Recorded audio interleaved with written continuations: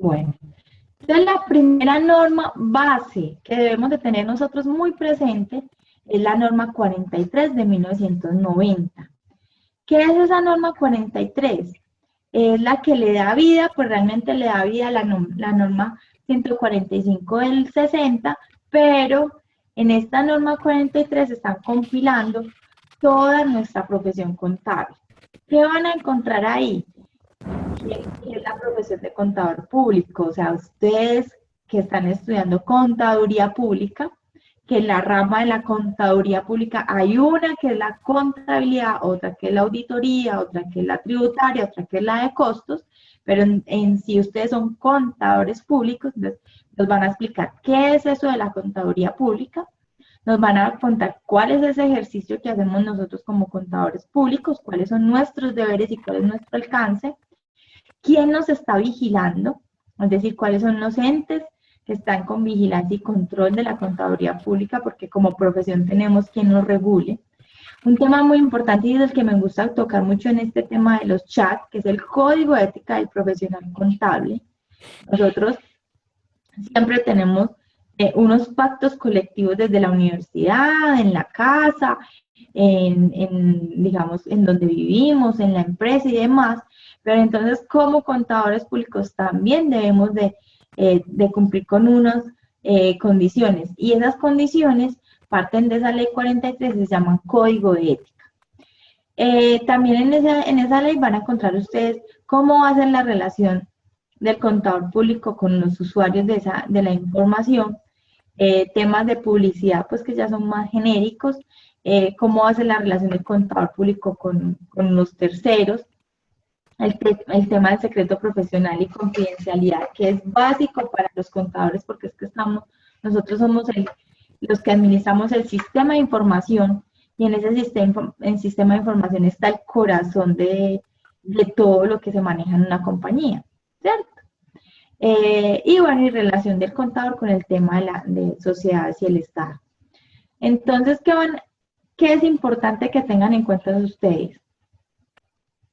Que por esta norma, digamos que nosotros nos confieren la definición de contador público o la profesión de contador público solamente a un profesional, una persona natural. Muy importante que tengan en cuenta que ese contador público tiene que inscribirse en un organismo de competencia, y ese organismo es la Junta Central de Contadores, para que se avale que usted es contador público. Entonces, ustedes tienen dos elementos fundamentales para poder ser contadores públicos. Un tema es la academia o la competencia profesional, y la otra es el tema de experiencia. ¿Quién nos va a avalar eso? La Junta Central de Contadores. Ustedes se van a graduar. Entonces, en esa graduación estamos diciendo que ustedes han cumplido todo el desarrollo de un currículo o de un plan de estudios donde se les están dando los elementos que requiere un contador público, pero por otro lado, para que ustedes les den la tarjeta profesional que los acredita como contadores públicos y que pueden firmar y dar fe pública, que ahorita hablamos de este término, ustedes tienen que acreditar desde la Junta Central de Contadores un mínimo de experiencia. Esa experiencia tiene que ser avalada por ellos. Puede que sea la práctica desde la universidad, puede servir como experiencia, pero también debe ser una experiencia válida en uno de los quehaceres de la labor contable. Entonces, no solamente es con el desarrollo del programa académico que los acredita como contadores públicos, sino que ustedes tienen que ir hacia ese organismo que se llama la Junta Central de Contadores y acreditar una experiencia en una de las ramas de la contaduría que, como les mencionaba ahorita, pues puede ser el tema contable como tal, como lo mencionaba ahorita John Alexander, en todos los quehaceres que ha hecho en el área desde el banco, o puede ser un área de costos, o puede ser desde el área de auditoría, puede ser desde el área de cartera. Pues hay infinidad digamos, de labores en los que se pueden tener pues como experiencia y acreditar esa experiencia para acreditar la tarjeta profesional. Con esa tarjeta profesional, entonces nosotros ya tenemos fe pública. Y cuando nos dicen que fe pública es que sobre nuestros hombros recae la responsabilidad de decirle a todo el mundo que está leyendo unos estados financieros que esos estados financieros cumplen con la norma y que son el reflejo de la realidad del negocio. ¿Listo? Entonces, esa fe pública no es una responsabilidad que se le da a todos los profesionales. Un administrador no tiene fe pública, ¿cierto?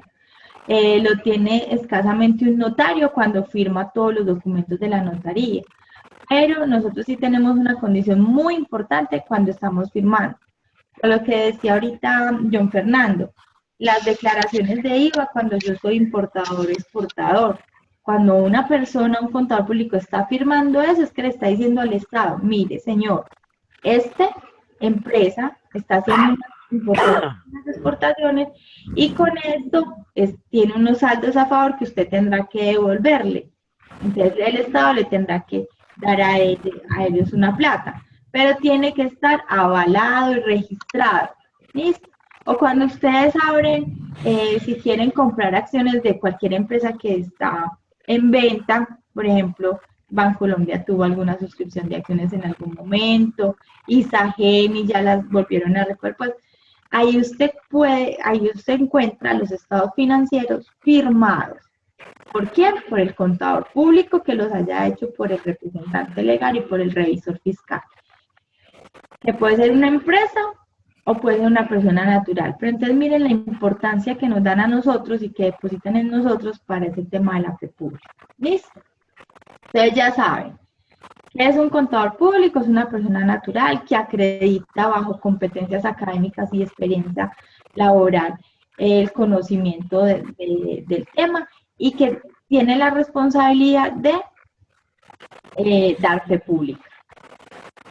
¿Listo?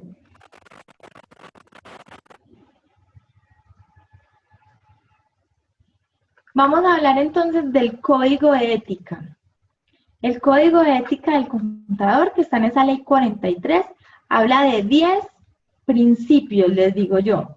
Integridad, objetividad, independencia, responsabilidad, confidencialidad, observancia de la disponibilidad normativa, competencia y actualización profesional, difusión y colaboración, respeto entre colegas y código y conducta ética. Mire que lo que hay aquí no es más que unos valores, unos principios que se deben cumplir.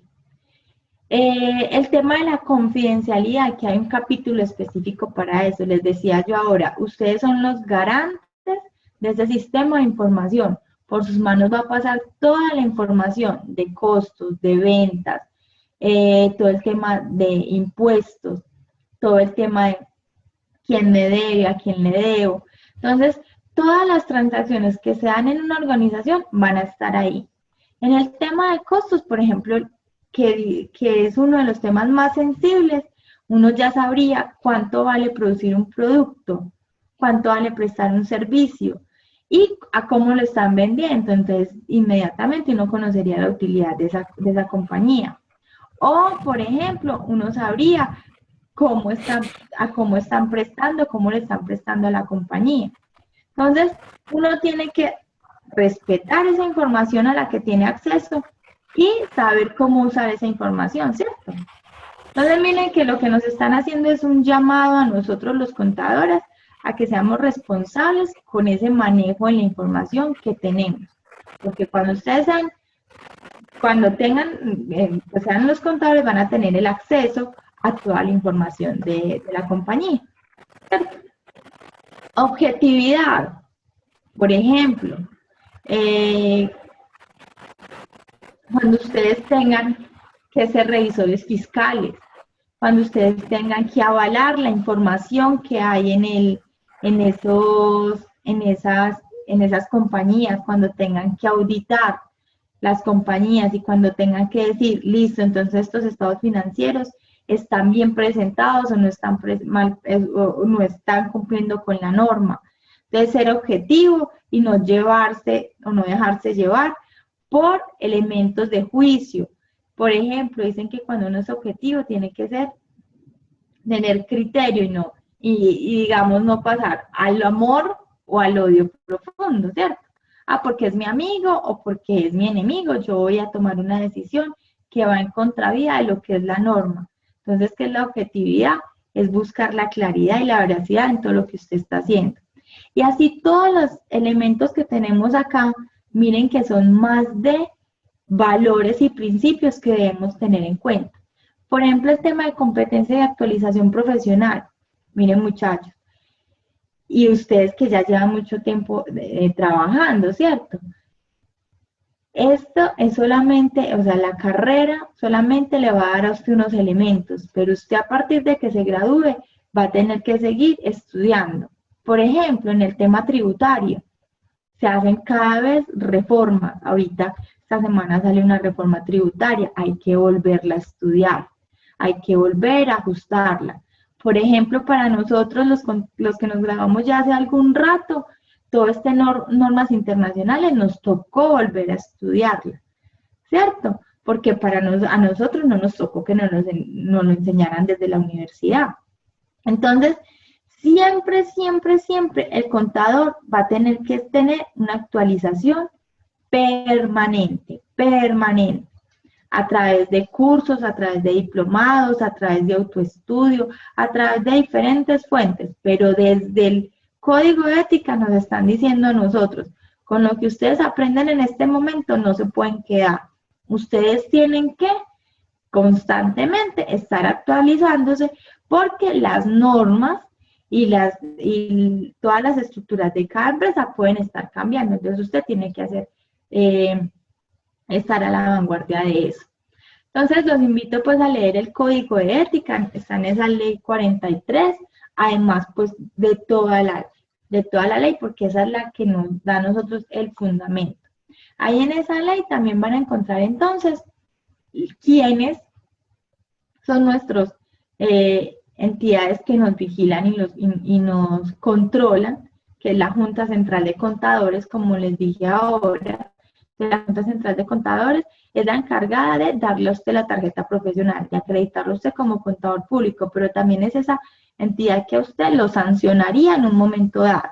Y por otro lado tenemos el Consejo de Contadores, que es ese consejo, digamos que es esa entidad que nos permite a nosotros hacerle consultas o que está vigilando y garantizando la claridad de la información. Entonces, él no es tan sancionatorio, pero sí es más un tema de guiar en nuestra profesión contable. Bueno, ¿qué otro entonces vamos a revisar? Van a encontrar ustedes ahí en el material el decreto 2649 del 93. Ese decreto es, digamos, que es el marco conceptual de los principios de contabilidad generalmente aceptados, es el que ya parte de ello está derogado. ¿Derogado por qué? Porque ya nosotros vamos a aplicar unas normas internacionales de acuerdo con unos grupos. Pero es bueno que ustedes conozcan sobre este decreto y de dónde sale y cuáles son pues como los cambios que se han dado a través de la normatividad colombiana. Hay unos temas que todavía siguen vigentes de este decreto, que es el tema de los libros, de los registros, de empresas en liquidación. O sea, no todo está derogado, pero en general todo esto ya se transformó en unas normas internacionales que más adelante les voy a contar cuáles son. Entonces, ¿qué había en este decreto 2649? Digamos que ese es el marco conceptual de la contabilidad. Aquí estaban los principios de la contabilidad, cuál era el objetivo, cuáles son las cualidades, cómo son los elementos de los estados financieros, que en el próximo chat vamos a hablar de cuáles son los elementos, qué es un activo, qué es un pasivo, cuál es la clasificación de esto, cuáles son las definiciones, cómo se registran los activos, los pasivos, patrimonio. Digamos que todo esto ya migró a la norma internacional, pero para que ustedes conozcan y cuando les hablen del 2649, pues lo tengan claro. Además, porque es importante que ustedes entiendan que con las normas internacionales, la DIAN se pidió un plazo de 4 años. Yo creo que ya en el 2018 ya se vence. Ese plazo es que las compañías tienen que presentar sus estados financieros bajo normas internacionales para las entidades que lo requieren, pero para la DIAN todavía no regimos con los principios del 2649 y la ley tributaria. Entonces todavía muchas compañías lo van a seguir trabajando. Recuerden que en el material del campus, en el objeto 1, está todos esos decretos para que los vayan revisando. Como les dije al principio, esta primera parte es más de contextualización, más de revisar cuáles son las leyes y específicamente cuáles son los objetivos y cualidades de la información y los usuarios y demás. Porque cada ley en particular ya la vamos a trabajar en los diferentes objetos. Decreto 2649 habla del plan de cuentas. ¿Qué es un plan de cuentas? Cualquiera de los John. Es como los códigos que se utilizan para ir guardando la información contable en las empresas. Exactamente. Entonces, un plan de cuentas o plan único de cuentas lo llaman, o PUC, es que todas las transacciones contables tienen digamos, una nomenclatura, pues con unos nombres, ¿cierto? Para que sea mucho más fácil el registro de la información. Entonces, el mal llamado plan único de cuentas está en el 2650 para el comerciante. ¿Por qué digo mal llamado plan único de cuentas? Porque no existe un plan único de cuentas. O sea, en general nos vamos a remitir a este para el tema de comerciantes, pero si estamos en una empresa minera, la empresa minera tiene un plan único específico para ellos porque tienen unos componentes diferentes. Si estamos en una empresa, por ejemplo, en un banco en el que tú trabajas, John Alexander, tienes un plan único de cuentas diferente, porque los bancos trabajan diferente los activos y los pasivos, ¿cierto? Si estamos en las cooperativas, va a tener otro plan único de cuentas. Entonces, por eso no es que sea un único plan de cuentas para todo el mundo, sino que por sectores hay varios planes de cuentas. Adicional, para que de una vez lo tengan en cuenta, las normas internacionales de contabilidad nos sugieren un plan de cuentas. Ellos no nos traen un catálogo de cuentas donde tengo un número y un código y un nombre. No, ellos sugieren o, digamos, dicen cómo debe ser, cómo se deben trabajar ciertos elementos, pero no hablan de cuentas. Entonces, las compañías lo que están haciendo es adaptando este plan único de cuentas del 2650 con las modificaciones a NIF. Eso también lo vamos a ver acá. Entonces, ¿qué aparecía en este 2650? Aparece, que también lo tienen ahí en el campus, el nombre el código de la cuenta, el nombre de la cuenta y cómo es la dinámica. ¿Y qué es la dinámica? ¿Cómo se mueve esa cuenta? ¿Cuándo utilizo esa cuenta? ¿Cuándo esa cuenta aumenta? ¿Cuándo esa cuenta disminuye? ¿Listo? Bueno. Entonces ya nos vamos. Entonces digamos que inicialmente nosotros nos movíamos entre el 2649 y el 2650. Esos eran nuestros, digamos, temas principales. Recuerden, desde esta contabilidad básica, porque si usted va a trabajar en un sector público, va a tener que aplicar las normas del sector público y tendrá un plan único de cuenta para el sector público. Si vamos a trabajar en una empresa cooperativa, en esa cooperativa van a haber unas normas específicas para eso. Pero en general eran estos dos. ¿Listo? ¿Dudas hasta acá? Bueno. No, así está bien. Listo. No, por el momento no. Bueno. Entonces, ¿qué pasó? Surgen entonces las normas internacionales de información financiera, lo que nosotros sabemos, lo que conocemos como NIF, que ustedes lo han escuchado, me imagino, o las NIF, ¿cierto? ¿Con qué norma surge? Surge con la 1314 del 2009. Miren que desde el 2009 ya estamos nosotros hablando de que en Colombia va a haber una convergencia a normas internacionales. O sea, no es de hace 2 años, no es de hace 3 años, ya va a ser de 7 años. ¿Listo? Lo que pasa es que se demoraron en el tema de la regulación, porque aquí solamente dicen, esta norma es muy corta, esta norma es de pocas hojas, simplemente está diciendo que Colombia se va a incorporar las normas internacionales, tanto en el tema contable como en el tema de aseguramiento, que también hay unas normas que son las mías. Que el tema de aseguramiento es todo el tema de auditoría y ustedes van a tener un núcleo específico para eso. Entonces, con esto se le abre la puerta a ese gran mundo de las normas internacionales y a partir de eso empiezan a surgir otras normas. ¿Listo? ¿Por qué se hace esto? Entonces, digamos que ¿cuáles son los objetivos de esa convergencia? Tener un sistema único homogeneizado de alta calidad, que esa información sea comprensible, transparente y comparable, que puedas mejorar la productividad y competitividad, que sea más de atención al interés público, que apunte al principio de equidad, reciprocidad y conveniencia nacional. Realmente la intención de las normas internacionales, como está definida, es que la información contable sea útil para la toma de decisiones. Está muy inclinado a los usuarios. Entonces, ¿quiénes son los usuarios de la información contable? Los bancos que le prestan a usted, los posibles inversionistas, los socios, el Estado, nosotros mismos como academia, nosotros estamos vigilando y revisando los estados financieros. Entonces, lo que quieren, buscan estas normas es que reflejen la realidad del negocio. Y cualquier persona con grado de conocimiento en esto, o sea, porque nadie, o sea, una persona que no conozca lenguaje contable no va a entender la información.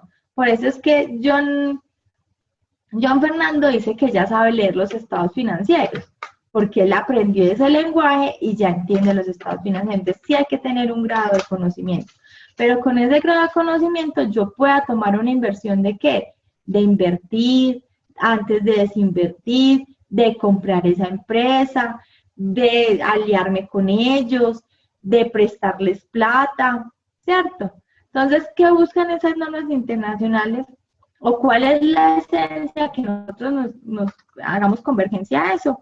Que los estados financieros reflejen la realidad del negocio, que sea transparente y que se pueda tomar decisiones con esa información. Tristemente, si uno hace un análisis de lo que era el 2649, o sea, ese decreto y ese marco conceptual antes, y lo que son las normas en sí, uno no encuentra diferencias tan sustanciales. Pues habrán unos temas que sí, pero no hay en temas de objetivo, en temas de cualidades, en temas de cuál es el alcance que busca, no hay unas diferencias tan grandes. El tema es que a nivel contable, como hay una regulación tributaria y hay que cumplirle a la DIAN con unos impuestos, IVA, el impuesto a la renta, el CRE, que hay que hacer retenciones en la fuente y demás, entonces ellos tienen una normatividad y esa normatividad hizo que la información contable se convirtiera en muy tributarista. Entonces, de la tributaria a la NIF hay gran diferencia, pero de lo que era el 2649 a la norma internacional no habría tanta diferencia. ¿Sí soy clara con eso? Eso quiere decir que ese sistema de información grande que es la contabilidad puede tener unos subsistemas, un tema que es tributario, ¿cierto? Pero también puede tener una contabilidad financiera, que es la que vamos a ver nosotros acá. Y normalmente las compañías las estaban uniendo. Y ahí es donde se generaron las diferencias tan grandes. ¿Listo? Bueno.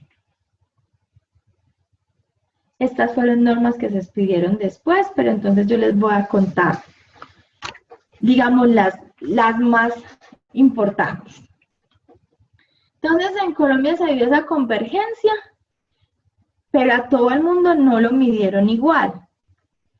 Se dijo entonces que las empresas en Colombia, para aplicar las normas internacionales, se iban a dividir en 3 grupos.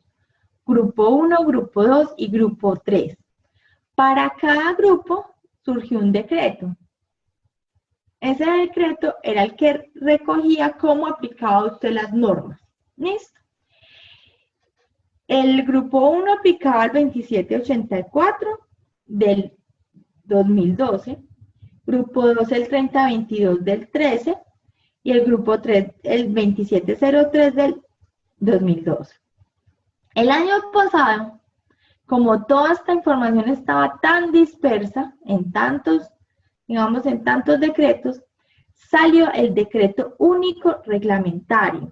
¿Qué es ese decreto único reglamentario? Es una compilación de todas estas normas, tanto las contables como las de aseguramiento, o las mías que llaman.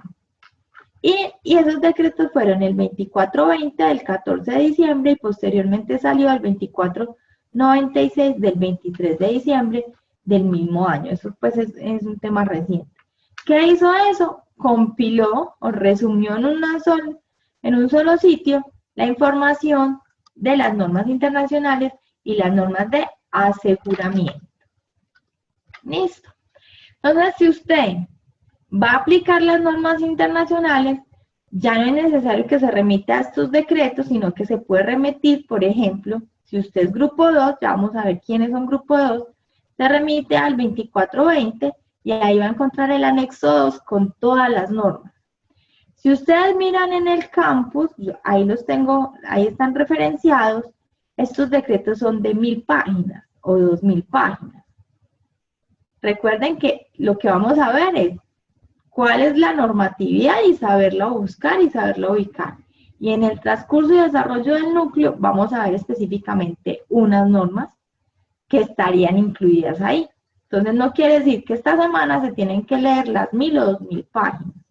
Ustedes en el transcurso de la carrera van a abarcar todos los temas y específicamente en este núcleo vamos a trabajar unos temas de activos, pasivos y patrimonio. ¿Listo? ¿Queda claro eso? Sí, está correcto hasta el momento, está claro hasta el momento. Listo, perfecto. Entonces, ¿cuál fue la norma que le dio pie a las normas internacionales? La 1314, eso fue del 2009. Y miren solamente hasta 3 años después que se reglamentó. Listo, los decretos. Y aquí en el 2005 se hicieron ya las compilaciones. Entonces vamos a ver quiénes son grupo 1, grupo 2 y grupo 3. ¿Por qué salen estas diferencias? Porque no podemos hablar o meter en el mismo, con el mismo rasero, trabajar a Bancolombia, por ejemplo, a una empresa que tengamos de distribución de muebles, que es aquí pequeña, o a la tienda de la esquina, ¿cierto? Todos 3 llevan contabilidad, pero todos 3 con alcances diferentes. Y obviamente, ¿quién utiliza la contabilidad para tomar decisiones si tienen muchos usuarios? Pues Bancolombia tiene muchos usuarios, ¿cierto? Tiene accionistas, tiene que pedir también préstamos, así sea un banco, él pide préstamos para poder prestar él también. Entonces, esos tipos de empresas tienen mucha más exigencia que la tienda de la esquina, ¿cierto? Entonces no los metimos a todos, sino que se crearon 3 grupos. Grupo 1, grupo 2 y grupo 3. ¿Cómo van a conocer ustedes esos grupos? NIF plenas, NIF para pymes y contabilidad simplificada. ¿Quiénes pertenecen a esos grupos? Entonces, ya me entienden que el grupo 1 son grandes empresas. Ya vamos a ver qué condiciones de grandes empresas tienen ese grupo 1. El grupo 3, digamos, estamos hablando ya de muy pequeñas empresas, y ya las que quedan, ni que son tan grandes, ni tan pequeñas, quedan en grupo 2. Obviamente hay unas condiciones pues para cada uno de los grupos, y cuando lleguen ustedes a una empresa, les va a tocar hacer primero este análisis. ¿Qué grupo pertenezco? ¿Qué tipo de empresa soy? Para poder saber cuál norma aplico. Porque si es grupo plena, entonces yo voy a aplicar el 2784, pues que ya lo voy a encontrar acá. Pero si soy grupo 2, lo voy a encontrar en el 3022, que ya está acá compilado, ¿cierto? Entonces, cada tipo de empresa tiene una diferente normatividad. ¿Listo? O sea, que puede ser que usted si monta una oficina de asesorías contables y lleva contabilidades, pues puede ser que tenga diferentes tipos de empresa y tenga que aplicar diferentes normatividades. Entonces, mire qué tan importante es lo que leímos al principio del código de ética. Siempre estar actualizados. Esto implica eso. Hay otro elemento en el código de ética que no se los expliqué, pero ahí está. La observancia de la norma frente a la empresa en la que usted está trabajando. Usted tiene que definir en qué empresa estoy trabajando, quién me vigila, cómo me vigila, cuáles son las normas que tengo que cumplir para poder ir a hacer las cosas correctamente, ¿cierto?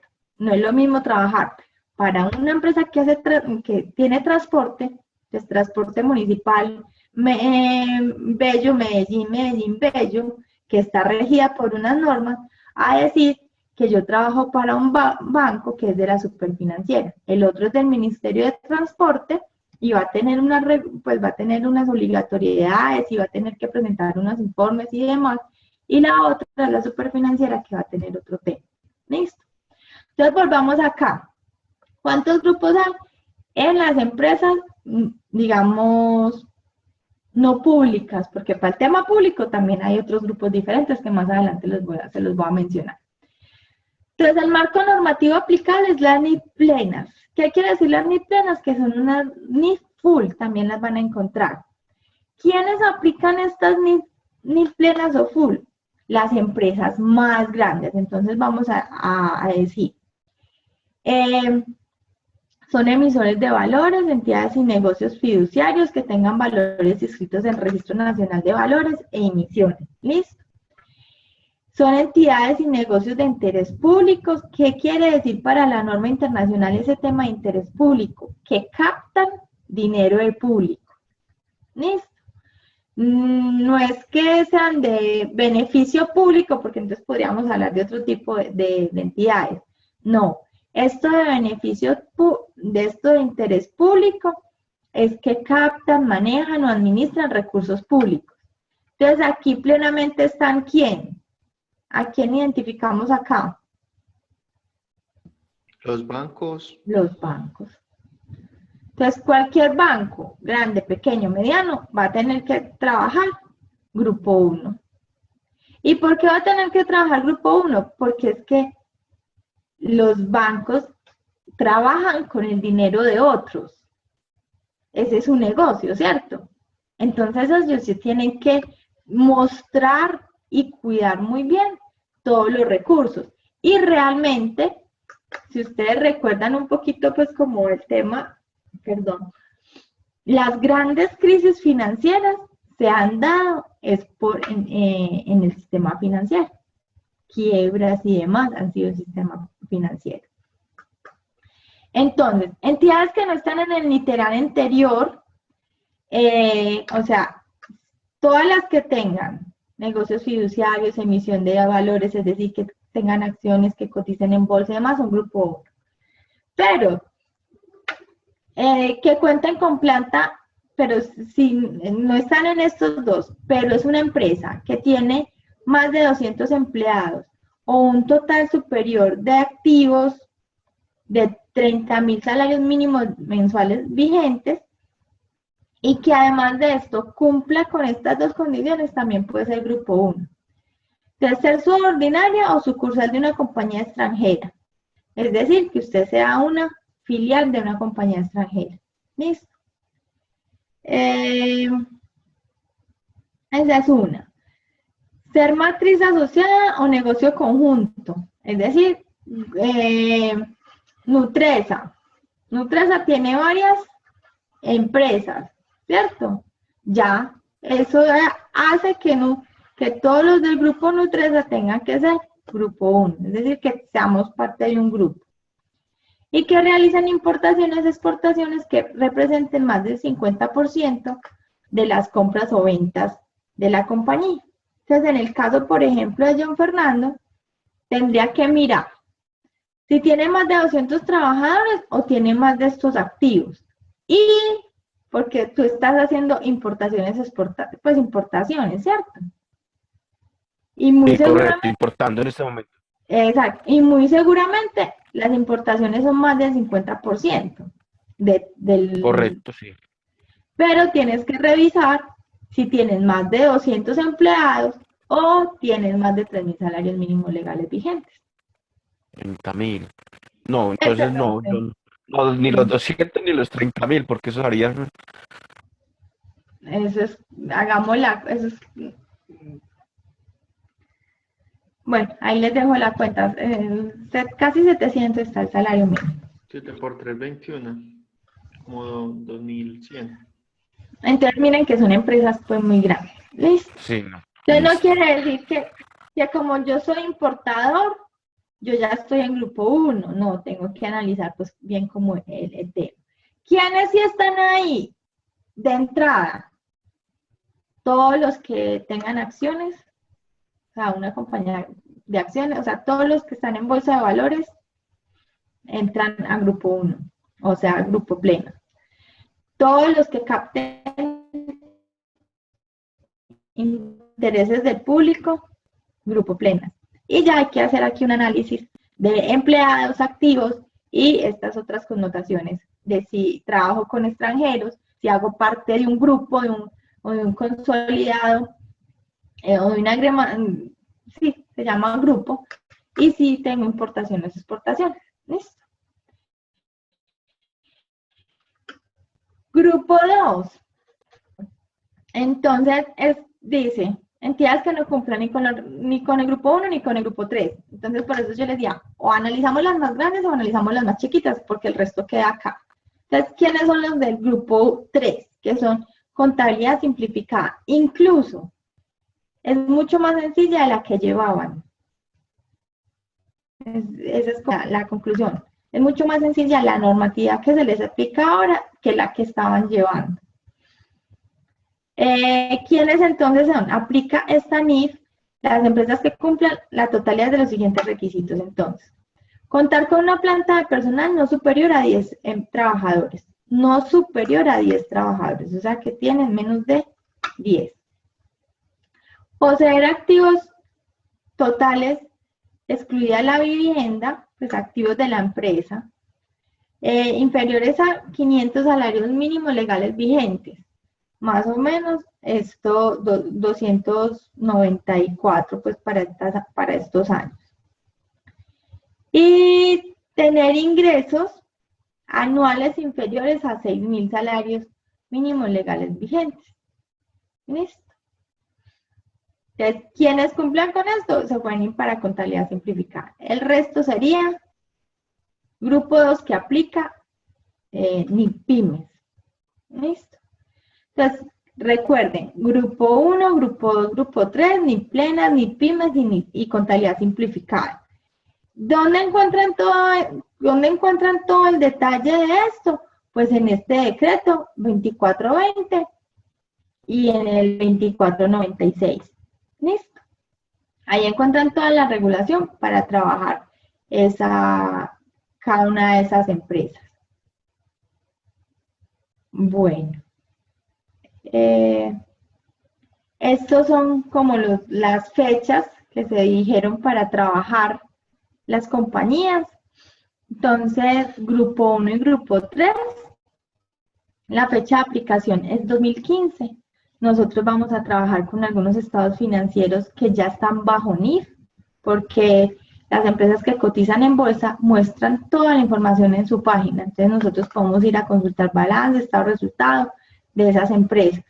Y ya estas empresas ya presentaron los informes de 2015 con todo el tema de las normas internacionales. Entonces vamos a poder ver la diferencia entre cómo eran los del 2014 y cómo serán los del 2015. Grupo 2, digamos que hay esto habla de preparación, o sea, me voy preparando para hacer este cambio, y esa preparación implica que uno estudie la norma, que revise cómo tiene que cambiar los procedimientos, incluso que contrate, si en la empresa no hay recursos de personal para hacerlo, entonces generalmente las empresas contrataron unas consultorías, quienes los asesoraban, tendrían que hacer unos cambios en el sistema y demás. En el 2015, pues para el caso de Grupo 2, tenían que presentar el ESFA, que es el estado de la situación financiera, es cómo debía de quedar la información financiera de 2015, y ya en el 2016 arrancar, mejor dicho, 2015 tendrían que arrancarla con NIF para que 2016 quedaran 2015 y 2016 bajo NIF y se pudiesen comparar. Por eso es que de Grupo 2 no podemos ver la información comparativa, pero de Grupo 1 sí podemos ver la información comparativa, y eso lo vamos a trabajar en los próximos chats. Eso es lo mismo.